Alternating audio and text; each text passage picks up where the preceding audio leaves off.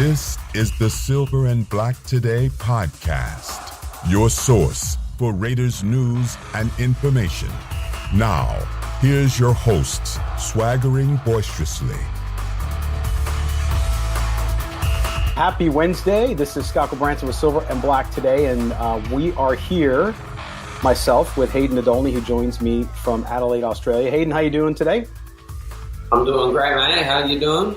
Doing well. It's a Wednesday. The temperatures here are starting to subside a little bit, so we're getting excited. We're supposed to get rain next week and like a high of 80. So everybody here starts breaking out Ugg boots and just crazy stuff because people can't handle when it gets even a little bit cold. They complain about the heat, but then they get cold. So, but we're not here to talk about the weather. We're here to talk about Raiders football, of course. And the one thing we like to do every week, if you haven't yet read Hayden's column, which I assume if you're watching this, you probably have, because it's one of our most popular features. But Hayden writes a column that runs every week.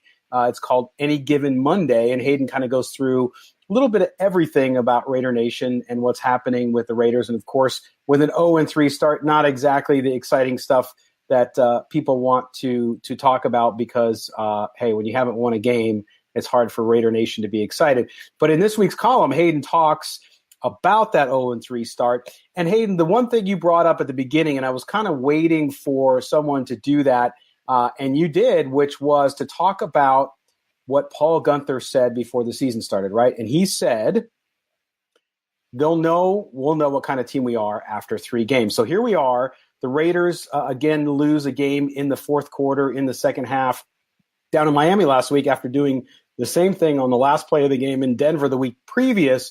What kind of team get my English correct, what kind of team are the Raiders at this point? They're a poor team that can't finish. They're a tease right now.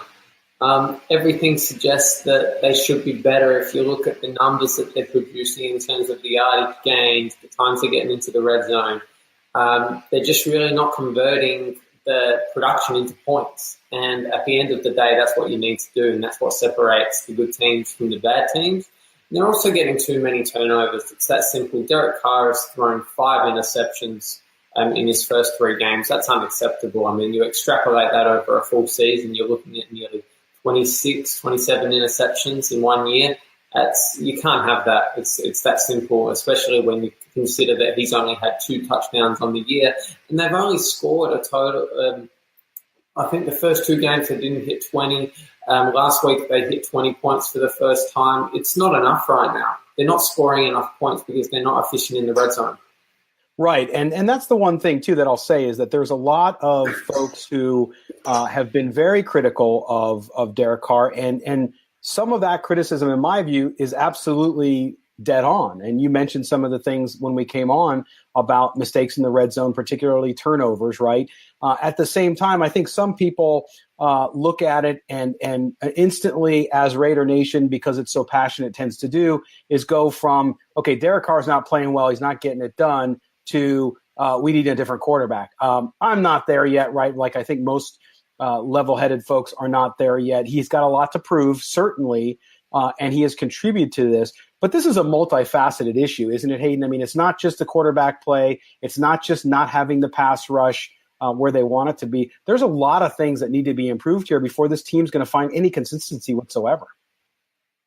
Oh, exactly. I mean, you consider that the Raiders have the worst starting field position of any team in the league this year. They're starting at an average of their own 22-yard line. So they're almost expected to go 78 yards every single drive if they're going to score a touchdown. It's not sustainable. And that's in large part because the special teams has been poor as well. And we saw just on Sunday, Johnny Townsend, the rookie punter, he had a shocker of a game. He shanked some punts, and then they had a few key penalties on some kickoff returns. It really, they're not in a good place right now in terms of the special teams. And as a result, it's forced field position. The Raiders are losing that battle right now, and that's making it harder on both the offense and the defense. Right, and if you look at some of the issues, like for example, and we'll go through. Let's start on the offensive side. You talked about Derek Carr. Clearly, the issues there; those are pretty evident to me on what they are, and even John Gruden has talked about them in the press conference he's had since then.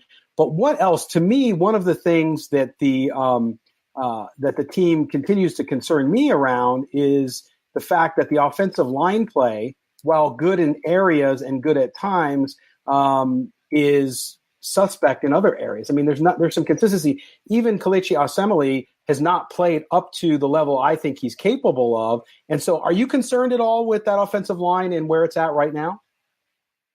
I'm very concerned right now. I mean, you consider that KO is one of the highest paid guards in the league, and he's not playing like it right now. He's holding up fine in pass protection.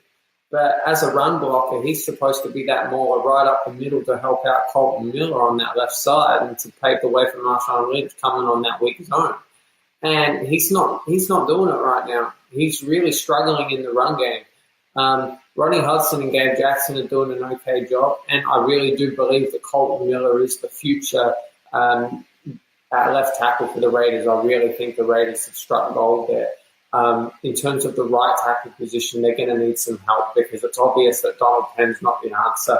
And I mentioned it in my column, actually, but I don't think Penn is going to be playing in a starting role past mid-season.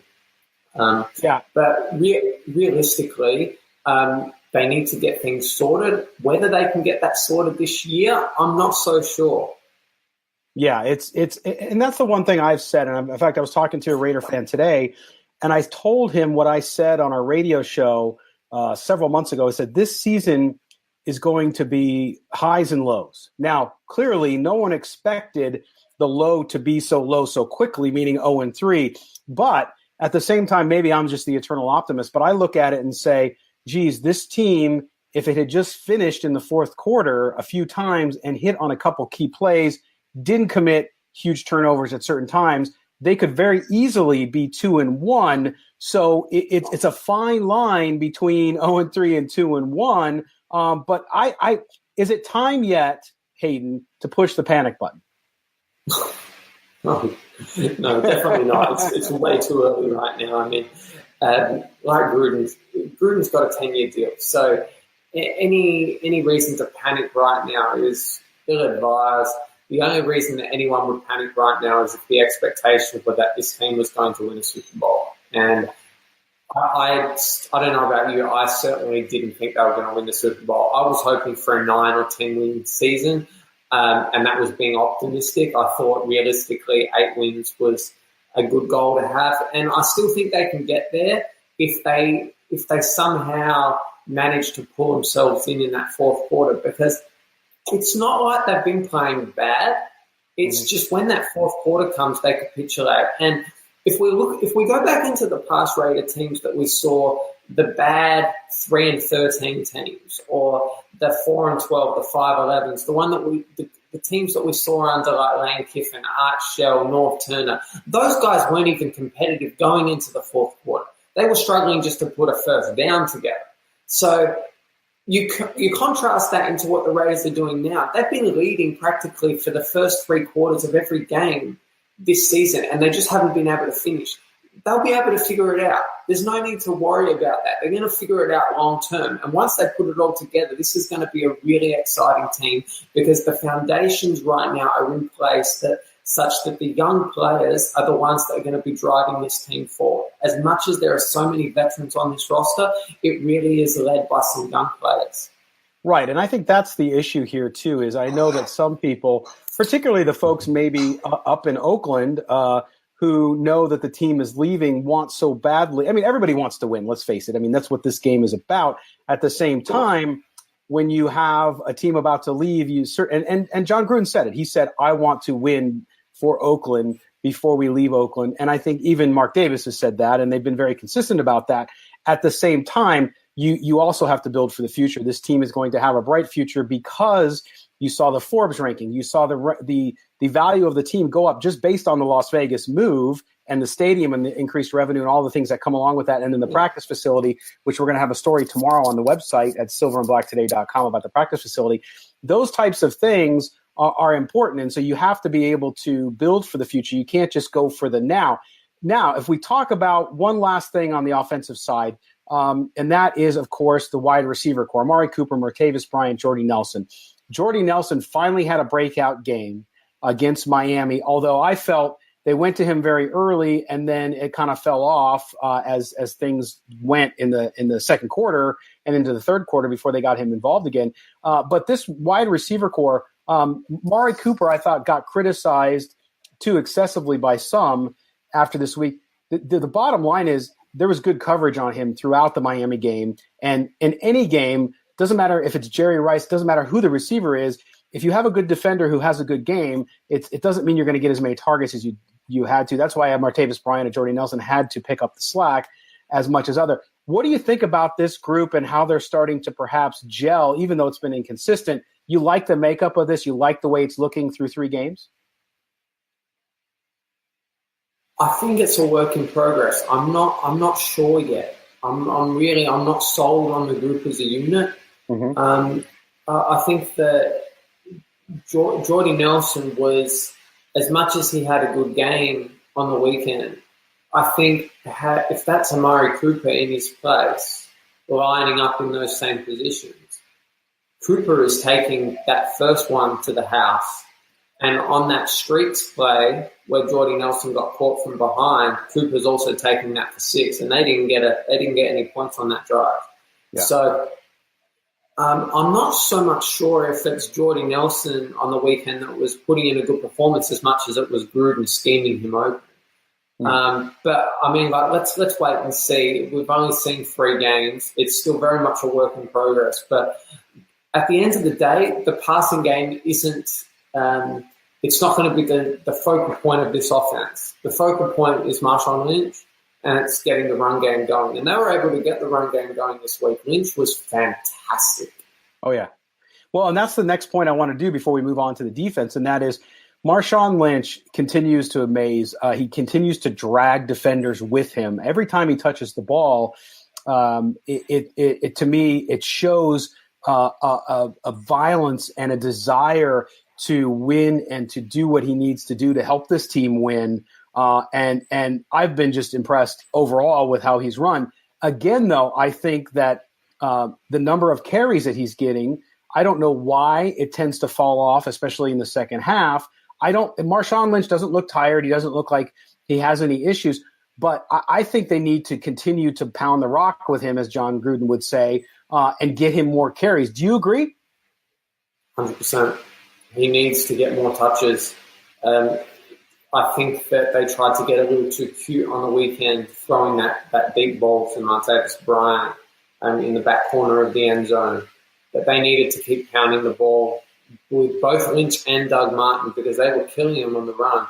And the Dolphins defense really didn't have anything to stop them. And it was almost like they were trying to break a tendency there. And sometimes you don't need to get all fancy when it comes to the play calling. I mean, just if the opposition can't stop the run, just keep pounding it down their throat. Keep pounding it down their throat until they can prove that they can stop it. And the ball, Carr didn't need to make such an errant throw in that case. Yeah. At some point, you really need to go back to fundamentals, and they need to lean on Lynch just a touch more. I mean, if he can I'd like to see him get between 18 and 20 carries a game. Yes, that's exactly what I said. If he can get between 18 and 20, that's both carries and catches. If he can get in that field, they're going to be controlling the clock. But at the end of the day, you've got to score points because controlling the clock means nothing if you hold the ball for seven minutes on a 15-play drive and end up with 3 points or worse yet, nothing. So you need to convert. The game plan is only going to work if you convert into touchdowns. Otherwise, the game plan is just going to falter, and that's what's happened in the first 3 weeks of the season. Right, and if you look at the Raiders' offense, we had said a lot of times on our website, on the radio show, on the podcast, that we expected the Raiders to have a top 10 offense. They're number 6 right now, but it doesn't matter because when it comes to scoring offense, they're 28th in the league. And I think that's where people see the Raiders put up numbers, especially in the first 2 quarters, and then not doing it when it matters. The one thing, too, I don't know if you were as concerned as I was, and that is Derek Carr in the press conference after the game. They asked him about the interception in the end zone, and he repeatedly, emphatically said, I would throw that ball again. And I wonder, like, I get that you're confident in your abilities, and he felt it was the right play. At the same time, the result speaks for itself. So is that just Derek Carr being positive and, hey, saying, look, I'm gonna fight through it. I'm going to do what I need to do, and I would do it again. Or is there an issue there with him recognizing when a good decision is a good decision versus a bad one? I think in hindsight, if you're asking that question behind closed doors now, he'd be saying a different tune because that wasn't a good throw and he was covered. There was no way, you're going against Xavier Howard in that instance, and Howard's their best corner. So there's no way that you want to be throwing that ball. I know Bryant's made some really good plays on the weekend, but that's not a ball that you want to be throwing him. I really think it was a case of Carr just believing in the read at the time. Maybe there's a check in the offense that requires it to go down that road. But I guarantee you that Gruden would have said something to him, at least on the Monday when they were reviewing the tape. He ain't got to throw that ball in the end zone. Go to a check it down to a run, get a few yards, get to the next play, and then work it out from there. Right. And then the encouraging things I saw, too, and I know you've mentioned this. I saw you tweet it out a couple times, and then our NFL analyst, Chris Reed, also wrote about it and talked about it, and that was watching the offense, despite the issues that it's having getting into the end zone and scoring. There are times, even when they're in the red zone where they're not successful, where you're seeing some encouraging things happen. For example, the motion you see. There was a time in the game when the Raiders were in the red zone. They rolled Derek Carr out, so there's motion coming to the right side. He just didn't see the receiver that was wide open in the end zone. And those types of things, I think, are indicative of someone learning a system and not recognizing it fast.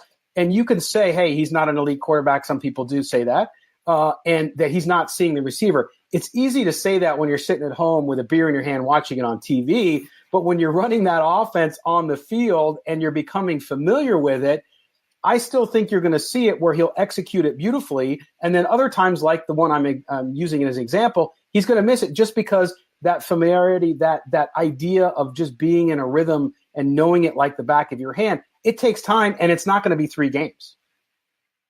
No, it's going to take a lot longer than 3 games. As much as Derek Carr said that the aim of the offseason was to ensure that the Raider offense looked like he and Gruden had been together for 10 years, it's just not realistic. It's going to take time. They're going to work it out, though. You can already see the progress. They're making progress. It's just they really need to find a happy medium between being aggressive and being conservative. And once they find that medium, which they will figure out, because John Gruden's too good a coach not to work this kind of stuff out. It's going to be worked out. It's just there's going to be a lot of growing pains. And as much as people don't want to hear that, that's the reality of the situation that we're in right now. Right. And in some ways, I think a lot of the negativity in Raider Nation, of course, comes with decades of losing. But at the same time, and I'm not trying to bash anybody, but I will just say what's a fact, and that is a lot of the media that's covering the team from the Bay Area, the team's leaving. So there's no reason for them to invest in the team or to. I mean, it's as a reporter, it's much more fun and to cover a team that's winning because everybody's happy, everybody will talk to you, all that kind of stuff. But at the end of the day, I think a lot of the flames that you see out there are based upon the narrative, which continues to focus on, and we'll switch to defense now, the trade of Khalil Mack and the fact that they don't have a pass rush. But I remember you pointing out specifically to someone who had said that on Twitter that, hey, they had Khalil Mack last year and they still weren't a good defense. So when you look at the pass rush situation here, you had injuries. They got injured. P.J. Hall just got back to practice today, for example. He's someone they've missed up front. Maurice Hurst is doing a good job. He has no help. to me, one of the biggest disappointments and the biggest concerns I've seen thus far amongst many has been the complete invisibility of Bruce Irvin. Yeah, he's been invisible. I don't like to say this, but I really won't be surprised if he's got an injury that they're not really letting on about. He was on the injured report this week with a knee. He was limited, but I've been told by one or two people that he might not be 100% right now, and I think he's trying to play through it. But you look at his performance this season, and it's been horrible. It's been terrible. There's no way of beating around the bush there. He just has not played up to expectation. He hasn't been able to generate consistent pressure. There have been times where he's been trying to crash the pocket inside, and he's been just leaving his gap out on the outside and not being able to keep contained, keep the quarterback in the pocket. It's frustrating because he's the leader of the defense, or he's meant to be the leader of the defense. And you combine his performance on field along with his ill discipline. I mean, against Denver, what we saw with that personal foul, the unsportsmanlike conduct, it's so unnecessary. And it cost the team 4 points because they had a field goal. They stopped them, and it resulted in a touchdown as opposed to a field goal. So that's really the difference right there between winning and losing.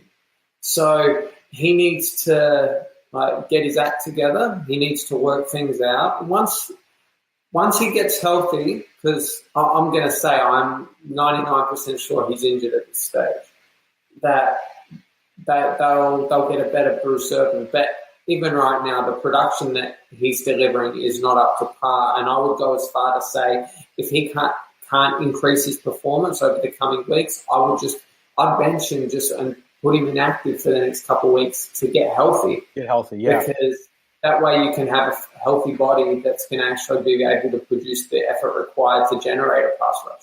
Yeah, the other thing there, though, too, is I think if you look at the Raiders, I'm a bit surprised, not that there's some big all-pro pass rusher sitting out there at home on the couch waiting to be called by the Raiders.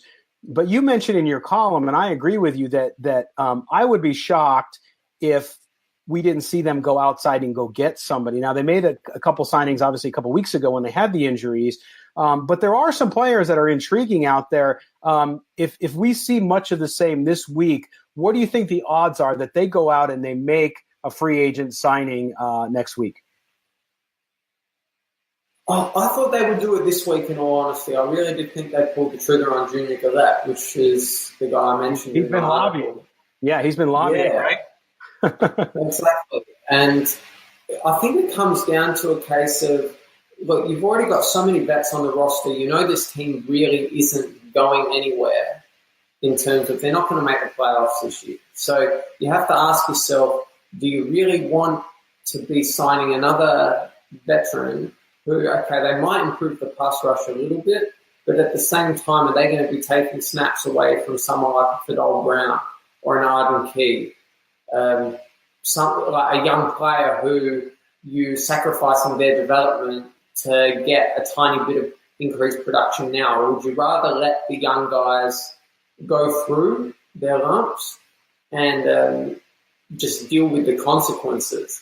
Because at the end of the day, if you don't see what you've got in the young guys now, it means that you're only putting it off until 12 months later, and then you're still not sure what you have. And then you could be in the same predicament in 12 months' time.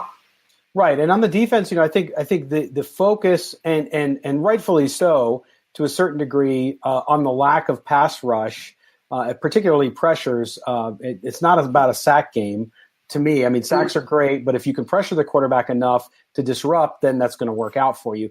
But there's been improved play at the linebacker position. And of course, we're big fans of Derek Ansley and what he's been able to do with that defensive backfield. Frankly, with some guys who are very young and talented, like Garyon Conley, who continues to improve, and then veterans like Melvin and others who are there, and some are let's face it, some are going to be here for a year and probably gone next year. But the fact that they're playing better, they don't always win, they don't always beat their guy or hold their guy to a good defensive position.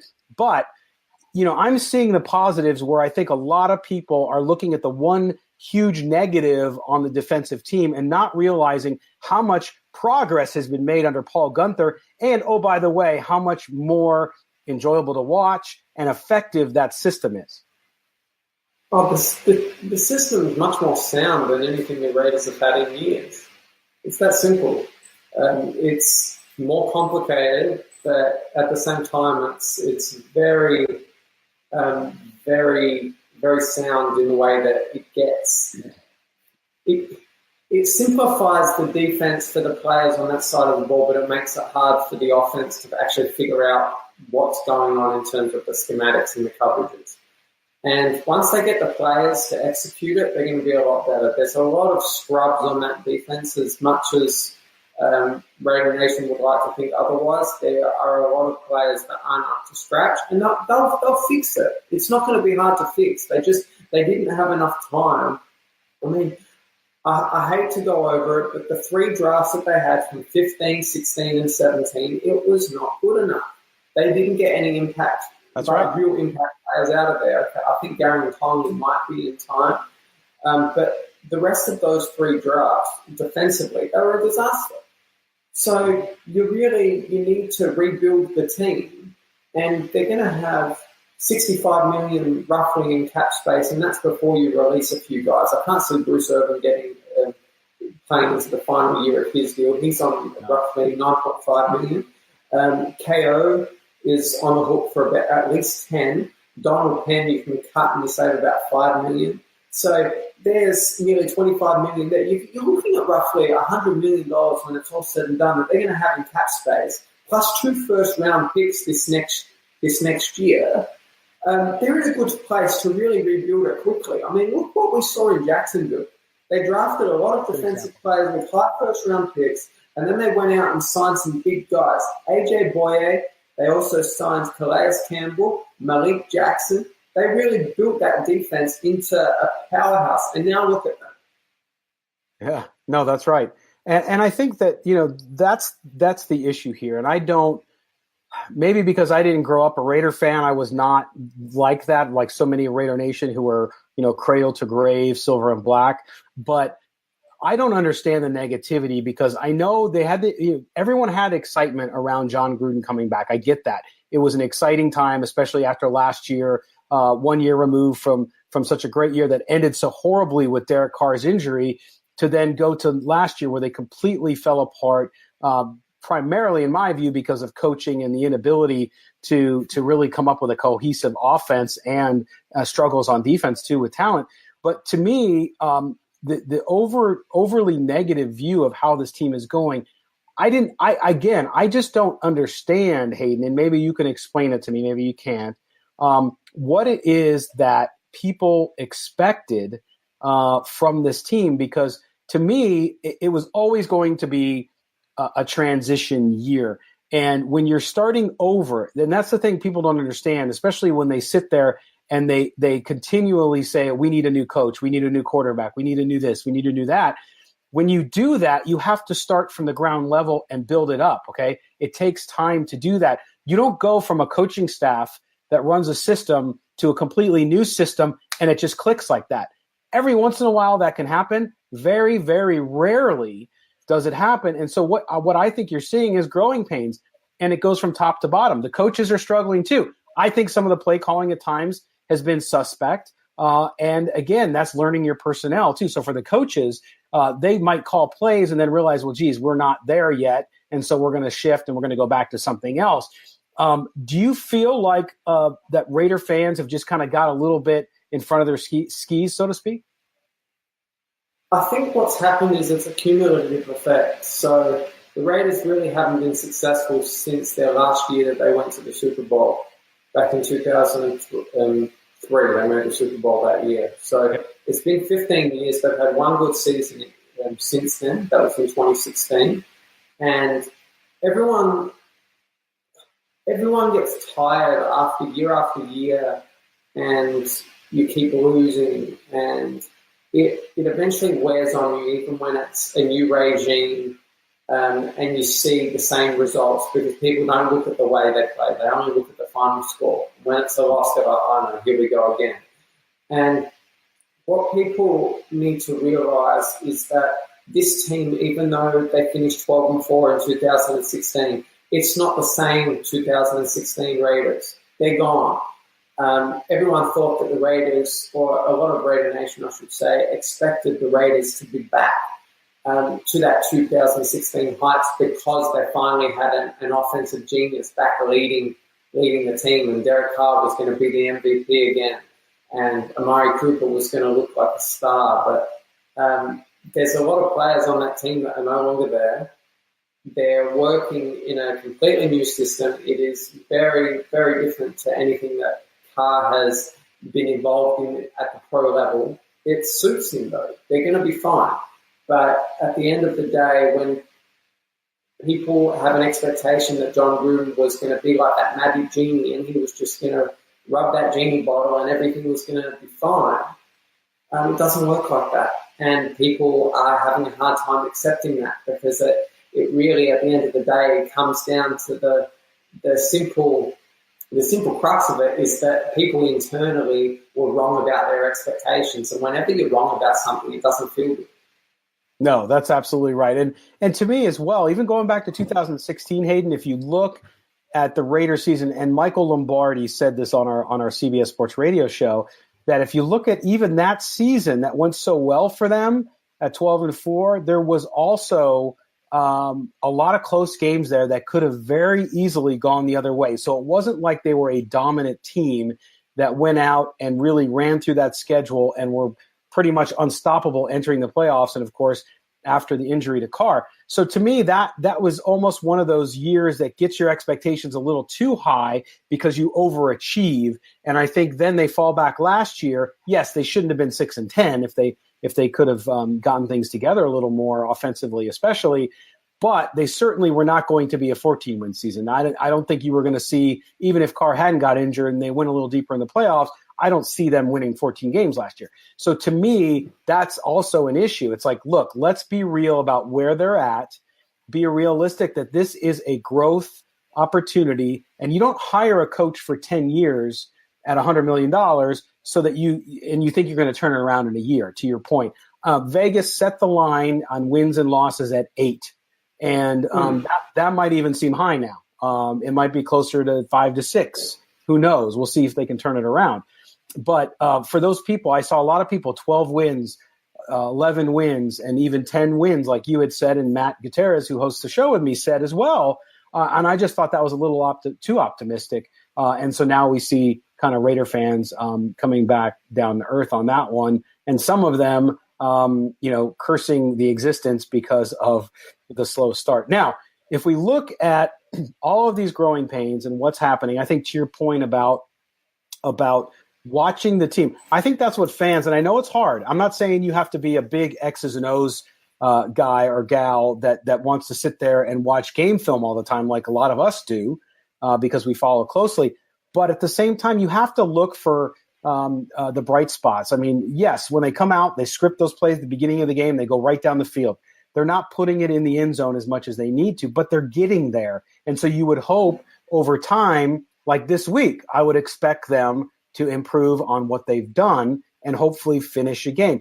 Even if they finished a game and really put it all on out there, didn't make big mistakes, and still lost to a good team, and the Browns are hot right now. I'm not saying – I still think they'll beat the Browns this week, by the way. But to see them at least finish a game, even if it's a close one and it doesn't go their way, to me, that's progress. I don't know how that would go down in the locker room. If they finished in the fourth quarter and they still lost, I think that has the potential to really break the team's spirits because it's very much a case of, look, they just need to keep chugging away. It's only one. They're just one or two plays away. They keep saying that. We're just a play here and a play there away from really winning these games. And if they still execute on those and they find a way to lose still, I'd hate to be in the locker room after that game. Yeah, no, that's tough for sure. And as Sean Grogan, our viewer here, says, doesn't trust Gruden as a GM coach. wish he would only coach, leave the rest to a real GM. Sean, I don't necessarily know that we know what Gruden is like as a GM because he hasn't gotten that job, number one.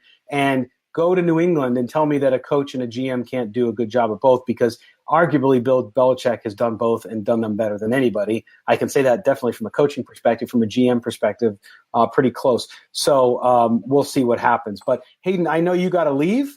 So I want to thank you for joining us as always, and make sure that you head over to silverandblacktoday.com and read Hayden's column Any Given Monday, which you can find every single Monday morning without fail. He works very hard on that. And because he's basically a day ahead of us here in the States, he does that at great peril to his own sleeping habits. So Hayden, thanks, man. I appreciate it. No, you're most welcome. Have a great day. I'll speak to you soon.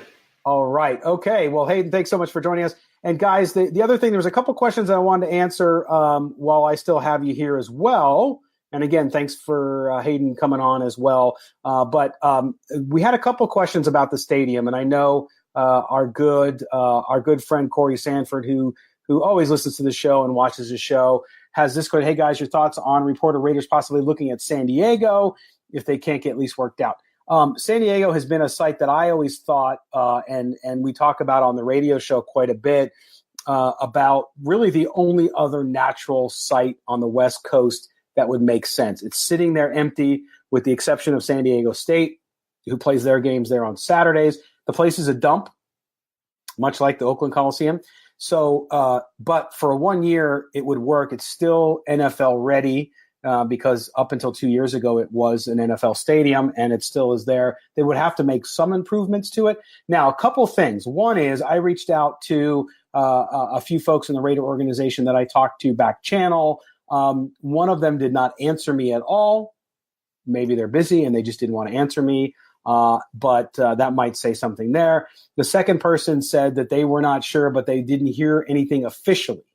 The second or third thing there is, this report came from a CBS Sports reporter that has covered a lot of things with the Raiders and hasn't always been the most accurate. So we've seen other outlets pick up this story, particularly on TV and folks in San Diego. There's a lot of Raider fans in San Diego, so they would be very excited. At the same time, we have not had any other outlets come out and corroborate it. So to me, that doesn't mean somebody doesn't break a story and is the first one. But usually when someone breaks a story, other folks, particularly those who cover the team on a daily basis, beat writers and the such, and there's a lot of good ones out there that cover the Raiders, none of them have written about it, mentioned about it at all, which lends me to, based on what we talk about with the folks we know, that there's nothing there, or if there is something there, it's not at a point where anyone's willing to talk about it, even off the record. So we'll have to watch it. Are the Raiders going to play in Oakland next year? I think it's a 50-50 chance at this point. This much discussed lawsuit that was supposedly going to happen weeks ago has not surfaced yet. Doesn't mean it's not going to happen. They might be waiting for them to be at home for a home game. Who knows? But we haven't heard anything else on that either. So I would not be someone who would bet on San Diego at this point being a sure thing, or even maybe being a serious consideration until we hear more about that. So we'll see. Yes, Corey, it is a dump as well. That's for sure. But if it wasn't, they wouldn't be moving. So from that perspective, that's kind of the latest on that. Now, the other thing is the stadium here in Las Vegas. If you head over to our Twitter handle at silverblack2day, you will see some photos that we tweeted out about of the stadium with steel structure now going up. So steel is going up. It's going vertical. The stadium is going vertical, as our good friend and sponsor, Tommy White of the Laborers Local Union 872 here in town, had told us months ago that we would see in the early fall steel going vertical. And sure enough, it's going up and it's on target. The stadium is on schedule. There are no issues. There is nothing, be it official or unofficial, happening that would derail the progress for the stadium to get done in time for the 2020 season, as they've said.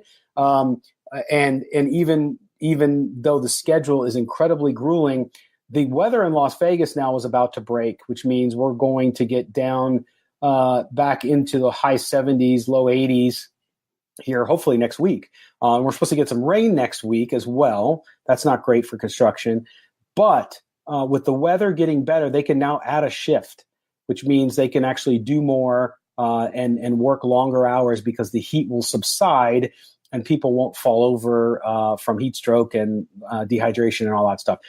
That team out there at the stadium, both not only the laborers who I mentioned, but also the construction folks, Don Webb, who runs the project for the Raiders, they put safety above all else. And so they are making sure that their folks, despite the incredibly aggressive schedule, they're keeping those men and women safe and making sure they do it all the time. I talk to them all the time, and they're always doing safety briefings when they bring new folks as they ramp up the labor count, the number of folks working on the project, continue to do that. So it's going, driving by it. I drive it by every morning and every evening on my way home.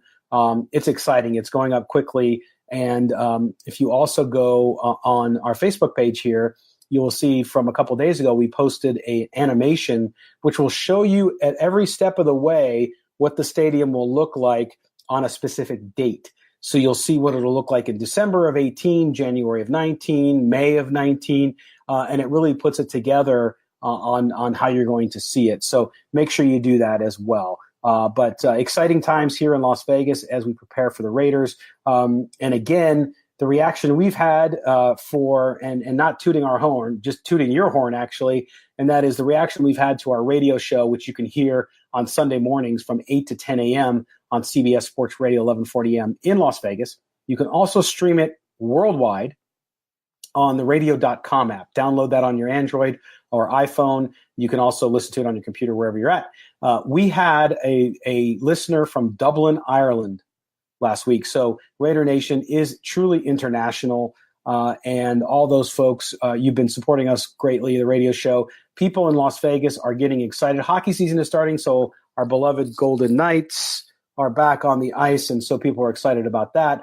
But everywhere you go in Las Vegas now, the grocery store, the gas stations, it doesn't matter where you're at, there's Raider merchandise. There's all sorts of signs that show that this is becoming rapidly a very, very Raider town. It already was to a certain degree, and that is growing. So anything you hear outside of Las Vegas that people here aren't excited about the Raiders or aren't starting to build that excitement around the team arriving here in 2020 is just not true. Again, I want to remind you that if you head over to the website silverandblacktoday.com, coming up tomorrow, you'll see a story on the practice facility. Our good friends at Sports Adrenaline Las Vegas had an exclusive interview with the mayor of Henderson, Deborah March. Deborah March talked to them about the practice facility and headquarters that is going to be built in Henderson, which is a suburb of Las Vegas. And we're going to have a story on that complete with renderings and some quotes from that. And then you can listen to her full interview on our sister show, Sports Adrenaline Las Vegas, Saturday mornings on the same station, CBS Sports Radio, 1140 a.m., and on radio.com. You can listen to that full interview at 9:15 a.m. Pacific time on Saturday. So make sure you listen to that and Mayor March as she talks about that, and read the story tomorrow in the website. We will also have up in the next few days our list of guests for Sunday. You won't want to miss it. We got some good ones coming up, as we always do as well. So make sure you tune into that. Make sure you also go to iTunes, wherever you get your things. We're even on Spotify. You can subscribe to the radio show /podcast there. So anything that we do from an audio perspective gets pushed through iTunes, Spotify, Google Play, all the channels where you get your audio, your podcasts, you'll find it there. We'll also take this video and we'll turn that into a podcast as well. So if you missed the video or if you want to listen to this again or pass it along, you could do it there as well. Just subscribe for us, rate us, give us your feedback. We appreciate it. And as always say, and I really, really mean it, without you guys, we would not be here. And so I'd be talking to myself. So I appreciate everything. And we will talk to you on Sunday at 8 a.m. So make sure you tune in for Hayden Nadolny, for the rest of the Silver and Black Today team, including Matt Gutierrez, David Stepanian, and everyone else. We thank you for watching us, and we'll talk to you soon. And may the autumn wind always be at your back. Take care, Raider Nation.